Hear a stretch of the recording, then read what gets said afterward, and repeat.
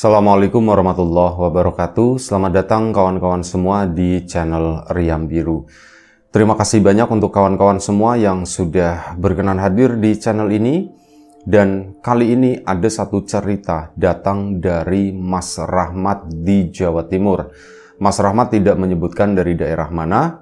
Dan Mas Rahmat ini menceritakan tentang satu pengalaman horor yang pernah dialaminya sekitar tahun 90, tahun 2002. Jadi pada saat itu Mas Rahman usianya ya udah remaja tanggung gitu ya. Dan hal ini, pengalaman horor yang dialami oleh Mas Rahman ini berhubungan dengan bapaknya. Nah, pada saat itu bapak seperti biasa, bapak itu pekerja tani gitu ya.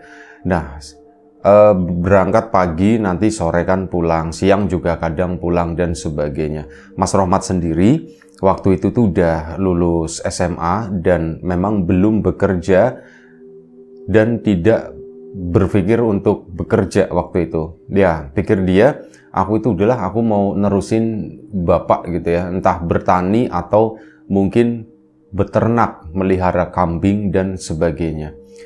Tapi di tahun-tahun itu memang Mas Rahmat masih kondisinya itu masih santai gitu kan. Jadi pada suatu hari, tumben-tumbennya bapaknya Mas Rahmat itu tiba-tiba pulang, dan pulang siang hari, dan dia itu langsung tidur. Istirahat, habis makan gitu ya, sholat sebentar, terus habis itu tidur. Biasanya kan nggak tidur, nanti lanjut lagi berangkat ke sawah sana gitu ya. Atau kalau nggak, itu suka ke rumah tetangga, cuman buat ngobrol-ngobrol sebatas itu. Nah ini tuh pulang-pulang, bapak itu langsung tidur. Makanya Mas Rahmat itu bingung loh, bapak kenapa tidur ya? Apa bapak lagi sakit atau gimana? Soalnya nggak wajar gitu ya. Ada kekhawatiran juga di hatinya Mas Rahmat, tapi hal itu memang tidak ditanyakan. Udahlah, enggak apa-apa, biarin bapak tidur, mungkin capek kali ya, menghibur dirinya dengan pikiran seperti itu. Sampai akhirnya bangun itu lumayan cukup sore, sekitar jam 4. Jam 4 bapak pun mandi dan oh alhamdulillah bapak itu nggak mengeluh sakit atau gimana. Nah sekitar jam 8 malam bapak itu tumben-tumbennya lagi, dan hal ini bukan hal yang biasa. Bapaknya itu minta sama Mas Rahmat, "Mat, kamu lagi sibuk enggak?" Ditanya begitu. "Enggak pak, aku enggak sibuk pak." "Kenapa pak? Ada apa pak?" "Pijitin bapak sebentar," gitu. Dan sebelum kita lebih jauh ke dalam cerita, mohon izin mau promo bawang gorengnya Wiji terlebih dahulu. Untuk kawan-kawan kemarin yang sudah sempat membeli bawang gorengnya Wijinya, terima kasih banyak. Dan untuk kawan-kawan yang mungkin belum sempat membeli, bisa didapatkan untuk saat ini ada di Shopee dulu ya, karena stok itu sangat terbatas dan harganya itu cenderung naik. Ya semoga nanti beberapa minggu atau ya siapa tahu beberapa hari ke depan harga bisa turun. Bagi kawan-kawan yang mau order, mau pesan, langsung aja. Itu aja, kita lanjut ke ceritanya Mas Rahmat tadi. Mas Rahmat pun, "Ya sudah pak, sini pak, cuman aku udah bisa mijit pak," kata si Mas Rahmat, karena memang nggak terbiasa ya. Dan akhirnya ya sudah, "Alah sudah, pokoknya dinyat-nyat aja," kata bapak. "Iya pak, iya pak." Satu hal yang bagi Mas Rahmat itu lumayan cukup asing, karena memang Mas Rahmat itu ndak ya pernah mijit-mijitan, itu pun sewaktu Mas Rahmat masih kecil ya. Dan ini melihat untuk pertama kalinya gitu ya, berdekatan gitu melihat punggung bapaknya yang minta dipijit kayak gitu. Gimana mijitnya, pikirnya Mas Rahmat, "Pak ini diapain pak?" "Ya pokoknya dinyat-nyat aja." Akhirnya dinyat-nyatlah sama si, nyat-nyat bahasanya itu maksudnya ditekan-tekan aja gitu ya. Itu ditekan-tekan sama si Mas Rahmat. Dan alangkah kagetnya Mas Rahmat, soalnya apa? Megang punggung bapaknya itu panas. "Loh pak, badannya panas gini pak," gitu. "Ya mungkin bapak capek gitu kan." "Bapak sakit pak?" gitu. "Ya enggak sih," kata si bapak, "enggak, biasa aja, cuman capek doang." "Itu panas bener-bener." "Pak ini tuh panas pak, mau pakai balsem atau gimana pak?" "Pakai balsem juga boleh," kata si bapak kan. Akhirnya sudah ambil balsem. Mas Rahmat nggak ngerti cara mijit, pokoknya dinyat-nyat aja, dibalurin balsem sedikit, jangan banyak-banyak mat, nanti panas, kata si bapak. "Iya pak." Akhirnya sedikit dinyat-nyat begitu kan. Nah, Sampai Mas Rohmat itu menyadari ada sesuatu yang aneh. Dia neken punggung bapaknya, dan telapak tangannya itu merasakan kayak ada sesuatu yang bergerak itu di bawah kulit bapaknya. Seler gitu ya. Ini mirip kayak ombak di laut. Sesuatu yang memanjang bergerak ser gitu. Dari bawah itu ke atas. Aku nggak mijit. Kayak di begini ya, kulit pakai jempol, kalau misal dipijit kayak gini kan, itu kan enak kan. Nah, itu tuh seperti itu. Cuman nggak sebesar itu, kecil, nggak terlalu kelihatan. Dipegang begini, Sir. Pak, ini apa ya Pak ya? Kok ada yang gerak-gerak begini? Gerak-gerak apanya, Mat? Itu Pak, ini kok nggak tahu Pak, ini punggung Bapak itu ada yang jalan Pak di bawah. Dan dilihatin sama Mas Rohmat begini, itu beneran. Gitu, kayak ombak laut kan memanjang gitu ya, kalau misal dilihat dari atas gitu, kayak gitu jalan. Ini dari bawah ke atas, kadang satu, kadang dua, bahkan ada tiga garis itu jalan ke atas ke sana. Pak, beneran Pak, ini punggung Bapak itu aneh Pak, begini Pak. Ribut-ribut begitu, ibunya Mas Rohmat kan denger dari luar terus masuk. Kenapa Mat? Ada apa Mat? Bu, punggungnya Bapak itu ada yang jalan Bu, katanya. Kayak laut Bu, kata si Mas Rohmat. Akhirnya Bu, mana Mat? Dilihatin gitu kan. Lah iya Pak, ibunya pun melihat seperti itu. Pak, iya Pak, ini ada yang jalan begini Pak, ini Bapak kenapa Pak? Bapak sakit Pak. Nah, dalam kondisi seperti itu ditanya, bapaknya itu kan tidur miring begini, itu udah nggak jawab si bapak. Pak gitu kan, dibangunin sama si Mas Rohmat. Pak bangun, sampai dibalikin badannya. Bapak itu pingsan. Pikirnya Mas Rohmat bapak itu udah meninggal atau gimana, langsung dipegang nadinya. Oh, nadinya masih jalan. Didengerin jantungnya juga masih berdetak gitu ya. Dibeginiin, masih nafas. Ya alhamdulillah, kata Mas Rohmat gitu ya. Bu, Bapak masih hidup Bu, cuman begini, pingsan Bu, pingsan, kelenger, Bapak itu kelenger Bu, pingsan. Oh ya wis lah, udah gitu kan. Terus ini gimana Mat, ini gimana Mat? Ya Anda tahu Bu, ini gimana Bu? Pak gitu kan. Ya sudah, biarin dulu, kata si ibunya Mat. Kamu panggil siapa, kayak panggil tetangga, kata. Akhirnya udah, Mas Rohmat pun keluar manggil tetangga yang masih kerabat gitu. Manggilnya Wak misalkan, Wak, itu Wak, Bapak kenapa? Bapak pingsan Pak, Bapak pingsan gitu. Akhirnya si Waknya Mas Rohmat itu, Wak Bali namanya. Ini balik Wak Bali ya, Bali kan ya. Mendekat ke situ, datang ke rumahnya Mas Rohmat, nengokin bapaknya. Loh ini kenapa gitu kan? Sakit atau gimana Mat? Aku ndak tahu Wak, tadi minta dibegini-beginiin, dipijitin gitu ya. Cuman aneh Wak, di punggungnya Bapak itu ada yang bergerak-gerak, katanya begitu. Waduh, kata si Wak Bali kan, ini kenapa nih? Jangan-jangan kesambet. Itu langsung mikirnya ke situ. Kesambet di mana Wak? Memang Bapak masih mempan kesambet, orang mainannya di kebun, katanya gitu. Ya kesambet mah bisa siapa aja, kata si Wak Bali. Orang sama Wak juga mainannya di kebun. Kemarin 2 bulan yang lalu gitu kan, ya, Wak juga kesambet, kata si Waknya. Ya terus gimana Wak ini Wak? Udah dikasih aroma-aroma aja gitu ya. Akhirnya dikasih aroma-aroma begitu, Bapak pun bangun gitu kan. Begitu bangun itu langsung senyum, nyengir gitu. Nyengir, Pak, Bapak kenapa? Ditanya sama Mas Rohmat. Kok Bapak nyengir sendiri gitu kan, ditanya.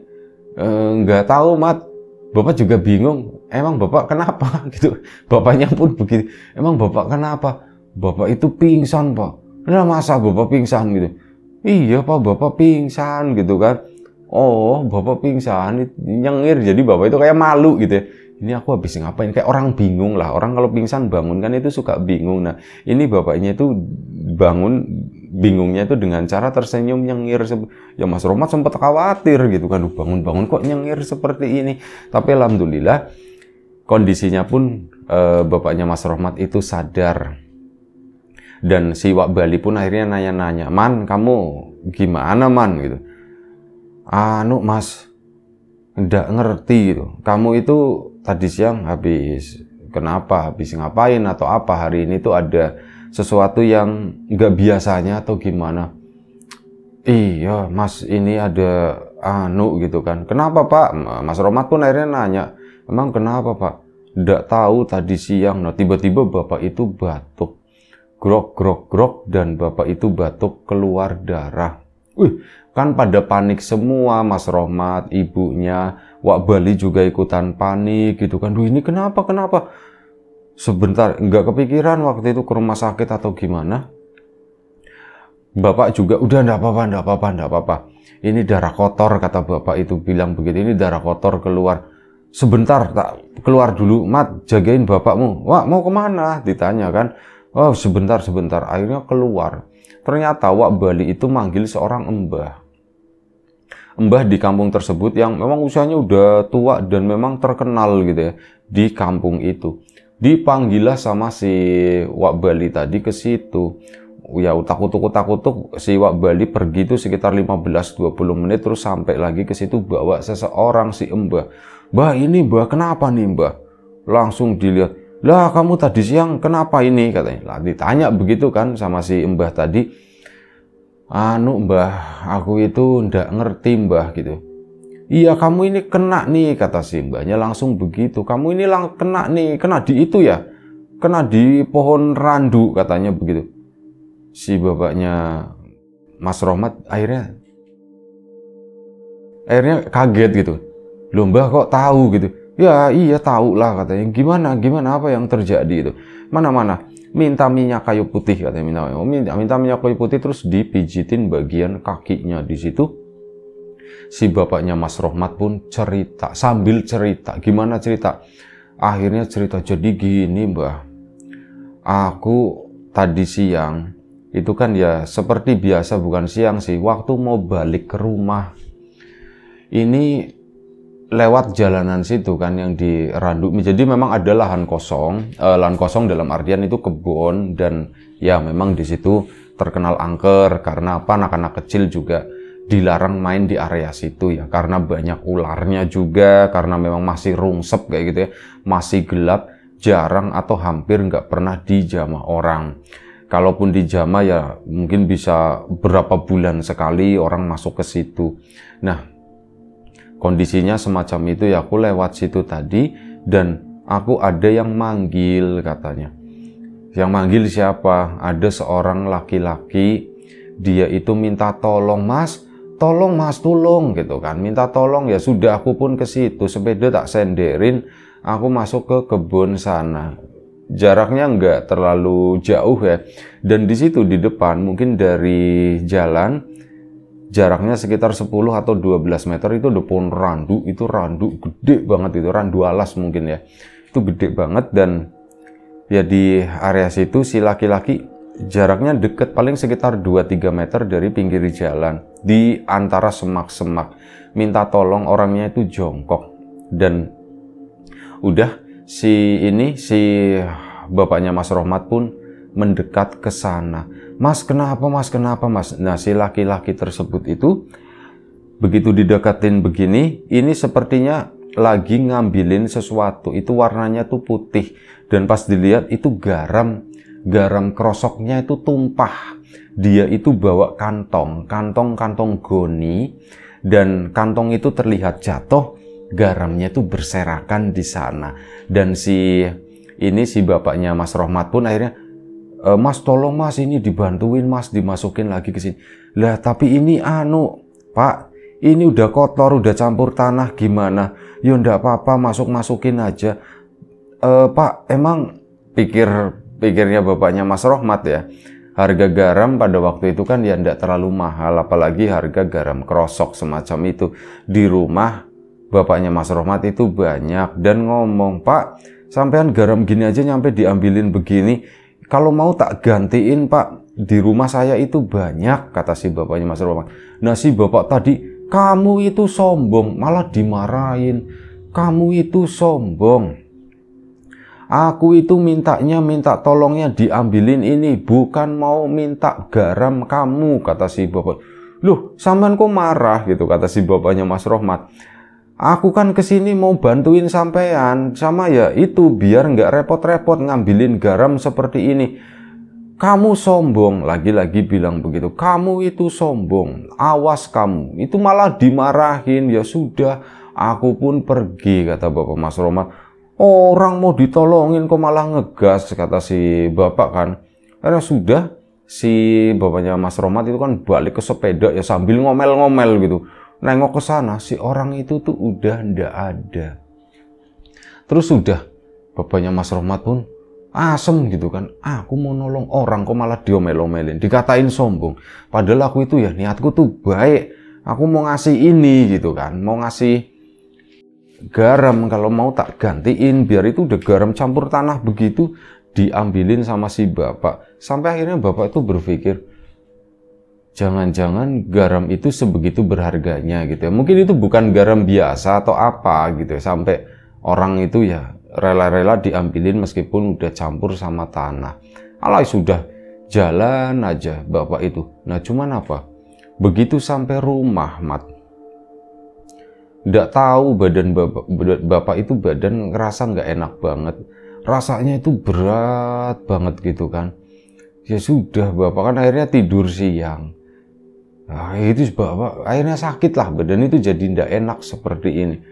Mas Rohmat pun di situ udah kepikiran, wah jangan-jangan bapak itu digendong atau gimana gitu ya. Nah ini si mbahnya, oh begitu gitu, lain kali nggak usah nawar-nawarin begitu, kata situ ya. Kamu nawarin garam. Garam itu tempatnya di mana? Kata si mbah ya. Garam itu tempatnya di mana? Garam itu tempatnya di dapur, kata si bapaknya Mas Rohmat ya. Nah, di dapur. Siapa yang biasanya atau umumnya berada di dapur? Nengokin, lihat ke arah Mas Rohmat kan. Mas Rohmat pun akhirnya yang jawab, ibu, katanya begitu kan. Nah, itu artinya kamu itu nawarin istri kamu. Hah? Nawarin istriku gimana? Ya, nawarin istri kamu. Maksudnya buat dikawinin sama dia. Enggak, bukan itu, lebih parah katanya. Kamu itu nawarin istri kamu, itu seolah-olah kamu tuh bilang itu tak gantiin istri saya kalau mau gitu kan. Ya udah, nanti istri kamu diambil, repot. Untung ya, maksudnya untung belum dianya itu nggak mau. Kalau misalkan dianya mau, ya kamu sama aja numbalin istri kamu, kata si. Duh, kok begitu mbah? Ya wis pokoknya begitu, katanya. Dalam hatinya Mas Rohmat, oh si mbah ini ngarang aja kali ya, cuma nyambung-nyambungin cerita atau gimana, pikirnya Mas Rohmat. Dan akhirnya sudah bener aja, malam itu ibunya kan berada di situ. Ini tiba-tiba ibu tuh mundur keluar dari kamar ke sana. Mas Rohmat kan nyadar, ih ibu kenapa ya? Kok ibu jalannya mundur keluarnya, bukan jalan maju ke sana, enggak. Ibu tuh keluarnya mundur begini. Mas Rohmat pun keluar dari kamar ya. Ini lagi diobatin, lagi dipijit-pijit. Mas Rohmat ke sana, Bu mau kemana Bu? Ini ibunya tuh kayak bingung. Mat, minta tolong gitu. Ibu tuh kayak ada yang narik dari belakang. Mat, Bu, ibu mau kemana? Ibu mau dikejar kan, ditarik-tarik begini. Mat, tolongin. Ribut, teriak-teriak. Akhirnya Simbah yang di dalam kamar pun keluar. Nah, Simbah itu tadi ada air minum di situ, air minum bekasnya siapalah, pokoknya di ruang tengah. Diminum sama Simbah, langsung disembur bus ke arah belakang ibunya si Mas Rohmat. Bus, tangan ibunya ditarik begini, lu nggak balik katanya, balik. Mas Rohmat pun nggak ngelihat apapun, cuman begitu dibegitukan sama si mbah tadi. Ini ibunya Mas Rohmat ya enteng-enteng aja masuk ke, Bu kenapa Bu? Nah ini bapaknya justru itu setelah dipijit-pijit tadi, bapaknya Mas Rohmat itu udah mulai baikan. Akhirnya kan kumpul, udah mulai bangun kan, bapaknya Mas Rohmat duduk di sana semua di ruang tengah. Kata si mbah, ya kamu ini kesambet, yang di sana itu ikut ke sini. Seperti yang aku bilang tadi, masalah garam dapur gitu ya. Itu ya begitulah, kata si mbah. Lah terus pripun mbah? Ini di gimana ini nih mbah? Gimana ini mbah? Yo wes sekarang ayo kita ke sana, katanya. Lu mbah ke sana siapa mbah? Kamu, bapaknya si Mas Rohmat. Lu istri saya gimana? Minta siapa tetangga buat jagain, kata si mbah tadi. Ada manggil istrinya si Wak Bali itu, dipanggil ke situ, sama ada tetangganya lagi 4 orang jagain ibunya ini. Mbah ini ndak apa-apa tinggal di sini, ndak apa-apa. Mat, kamu ikut, kata si mbah ya. kamu ikut. Nah yang laki-laki, Mas Rohmat, Wak Bali, bapaknya sama si Mbah pergi menuju ke area yang randu tersebut. Pergi ke sana. Nah ini ibunya si Mas Rohmat ditemenin sama ibu-ibu di situ. Adik-adiknya juga di rumah, semuanya adiknya Mas Rohmat laki-laki, cuman karena kecil jadi ditinggal di rumah. Akhirnya mereka malam-malam itu berangkat ke sana. Beberapa tetangga pun nanya mau kemana gitu kan. Ini mau ke Randu, mau ngobatin ini bapaknya Rohmat. Akhirnya warga pun pada ikut dan memang diperbolehkan, tidak apa-apa gitu ya. Akhirnya pada ikut, lumayan cukup rame. Sesampainya di Randu, di area tersebut ya, di jalanannya, ini berhenti dulu mereka. Si Mbah itu maju duluan, kayak permisi-permisi lah. Mas Rohmat juga nggak ngerti itu lagi ngapain, ngomong apa itu nggak kedengeran. Terus tahu-tahu kayak manggil-manggil, Ju, manggilnya Ju, bukan Cuk ya, tapi Ju gitu. Ju, metu katanya, kata si Mbah tadi. Si Ju itu siapa, kata Mas Rohmat. Mas Rohmat awalnya dengernya Cuk gitu ya, tapi ternyata bukan, itu Ju gitu. Dan nongollah sosok tadi. Ini ada sosok bapak-bapak itu nongol di antara semak-semak. Begitu nongol, si Mbah itu kayak ngomong, tapi ya lagi-lagi Mas Rohmat kan di jalanan di situ ya. Dia tuh nggak mendengar, ndak apalah, ini kayak ngobrol-ngobrol seperti itu. Terus apa? Si laki-laki itu pun jalan mundur ke sana. Si bapaknya Mas Rohmat disuruh maju. Sini, kamu sini. Akhirnya dianterin sama Wak Bali. Mas Rohmat itu tetap di jalanan di sana. Ngomonglah mereka bertiga, Wak Bali, si Mbah tadi sama bapaknya ketemu sama orang itu. Tapi jadi begini, orang tersebut, orang yang sosok yang ada di sana itu, ini sebenarnya banyak. Tapi Mas Rohmat itu cuman melihatnya satu sosok itu doang. Warga yang lain pun sama. Setelah ngomong, negosiasi mungkin atau gimana, mereka pun akhirnya pulang. Keluar dari tempat tersebut ya nanya-nanya, wah semak banyak banget kata itu ya, kata si Wak Bali. Ya bapaknya Mas Rohmat pun melihat ya, di situ diceritakan tadi mungkin ada kali 20-30 sosok itu di belakangnya sana di pohon randu di situ. Oh 30 orang, kami nggak ngelihat, kami lihatnya cuma satu, kata si Mas Rohmat. Warga yang lain juga seperti itu dan akhirnya alhamdulillah. Nah di situ si Mbah pun cerita, ya memang di Randu itu tuh angker, tapi mereka memang jarang nongol gitu ya. Dan ya pokoknya kalau ketemu ya apes aja, kata si Mbah. Terus ini gimana Mbah, bakalan digangguin lagi Mbah? Ndak, kata si Mbah, insya Allah ndak, udah baik-baik aja. Udah ndak apa-apa, sana pulang istirahat. Lah si Mbah mau gimana Mbah, mau dianterin pulang? Ndak, aku di sini, aku pulangnya pagi, kata si Mbah. Oh di sini berarti belum selesai Mbah? Udah selesai, kata si Mbahnya. Akhirnya sudah malam itu Mas Rohmat, tetangga pun pada balik, Wak Bali juga sama balik. Ini bapaknya Mas Rohmat itu disuruh istirahat, ibunya juga.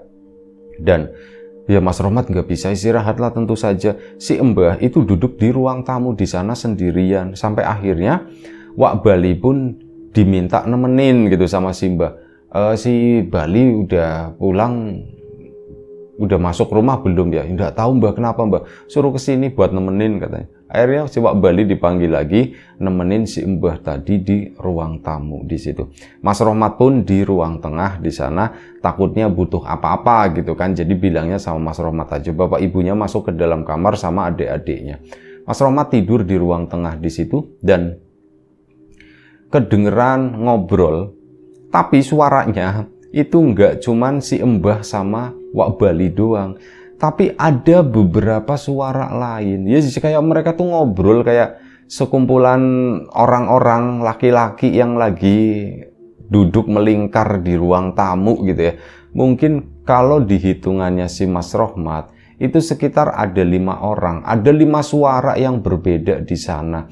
Tapi ya Mas Rohmat tidak mau ambil resiko, meskipun penasaran, tapi dia itu tetap diam aja. Perasaan mereka tuh cuman berdua gitu ya, tapi yo ngobrol kok rame seperti itu. Dan Mas Rohmat pun karena saking ngantuknya dan perasaan itu udah merasa aman, alas ada si Mbah itu, tenanglah gitu ya. Jadi aku tidur, Mas Rohmat pun akhirnya tertidur. Sampai menjelang subuh dibangunin sama Wak Bali. Mat, bangun katanya.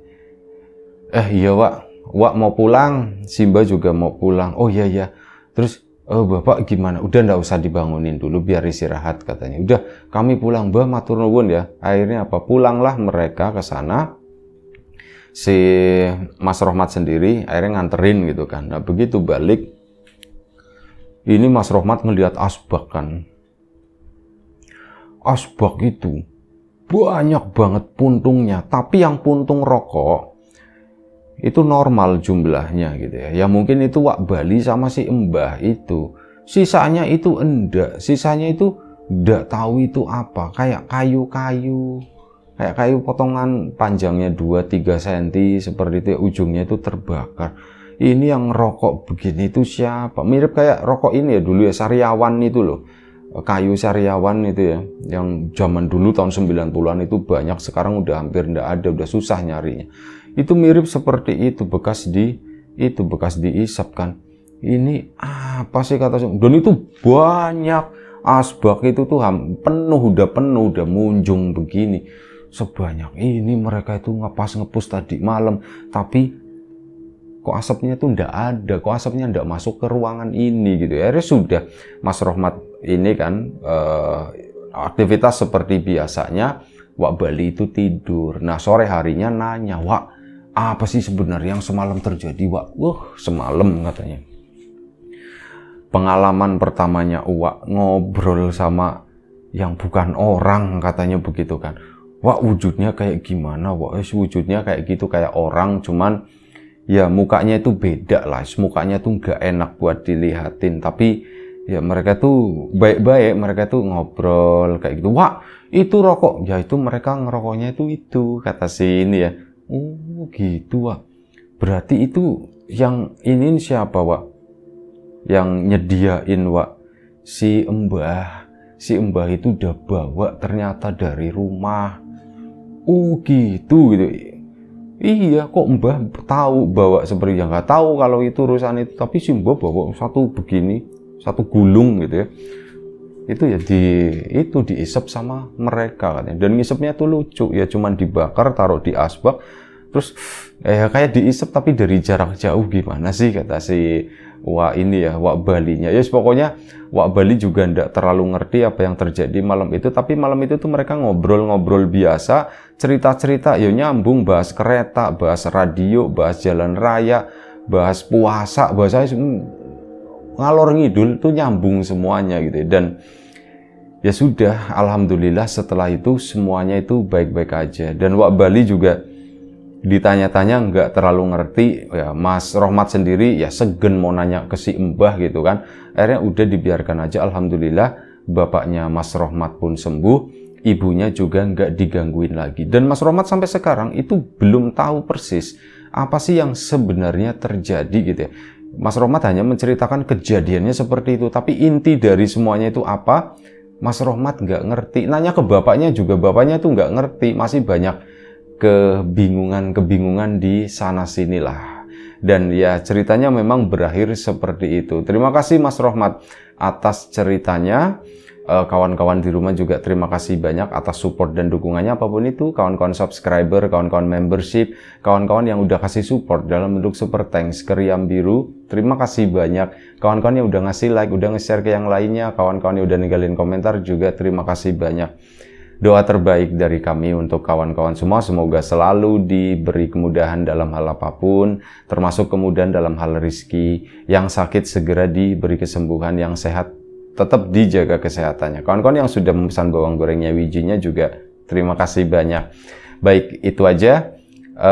Sekali lagi terima kasih banyak. Mohon maaf sebesar-besarnya kalau ada sesuatu yang nggak berkenan di mata, di hati, di telinga kawan-kawan semuanya. Jaga kesehatan kawan-kawan. Sampai jumpa lagi di episode selanjutnya Riam Biru. Assalamualaikum warahmatullahi wabarakatuh.